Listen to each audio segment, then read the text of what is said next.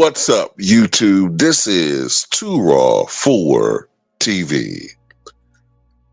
All right, so before I get into this video, shout out to the brother Anthony Davis for the $10 donation via the PayPal. Salute to you for showing love to the channel.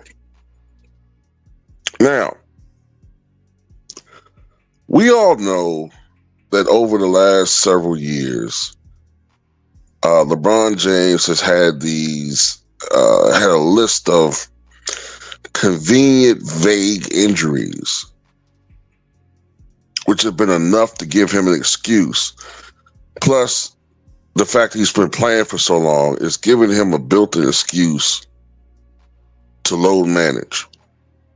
And when I say vague, I mean it's never any real detail about what's going on with him. You'll hear shit like middle foot injury, knee soreness,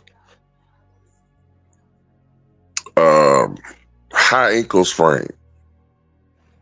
Well, that's kind of detailed, but you get what I'm talking about.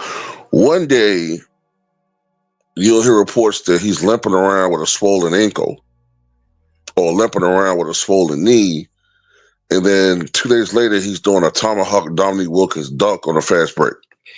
So something's not kosher here, okay? So now we hear something new. And what we hear new is glute soreness, glute irritation. Now, glute irritation, how does that happen? Because I know Dreams Pro pointed this out. You've been playing golf all summer. I mean, you've been going online, doing selfies of you golfing with your boy and golfing in the rain. And we all know, if you play golf, that when you swing a golf club, you definitely use that muscle when you're swinging. So if you had pain, we would have seen it. Now, maybe it's something that just ultimately came about. Maybe. I did hear that during this live stream, LeBron did a lot of sitting down. So maybe there is something going on with his glute. Maybe it is. Now, what caused it?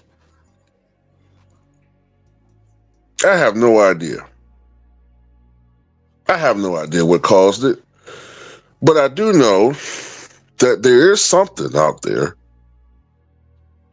It's a certain, let's say, it's a certain thing, a certain substance that's often injected back there that some athletes, I say, unfortunately have used to have a significant and illegal and unethical competitive advantage over others. It's something that's been injected into them that should be banned throughout sports, but we all know some people have been able to take advantage of these situations and use them. But when you look at the history of that certain type of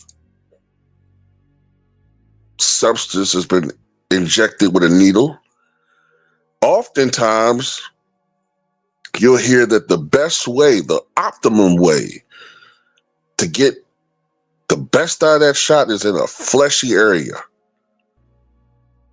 And the best area to inject that Jose Canseco juice is in the ass. He made that clear as day 20 years ago when he had that book that came out.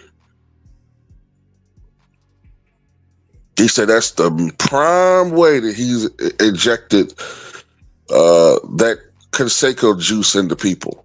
His teammate Mark McGuire and others. He said it's in the ass. It's the fleshy part of the butt. Well, the butt is fleshy, but he says it's the best spot. And sometimes, I'm not an expert in these things, but sometimes uh, these shots can cause, over time, irritation and pain. So much so that it irritates a nerve, and people may have to do things like sit down a lot.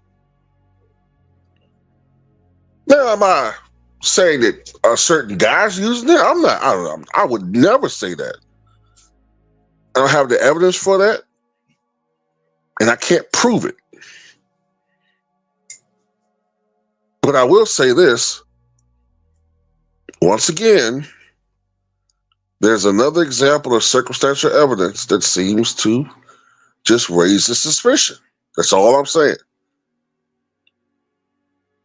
Number one, this is the only human being in recorded history to be doing the things he's doing at his age. That in itself should raise suspicion. And you know what I base that on? You know what I base that on?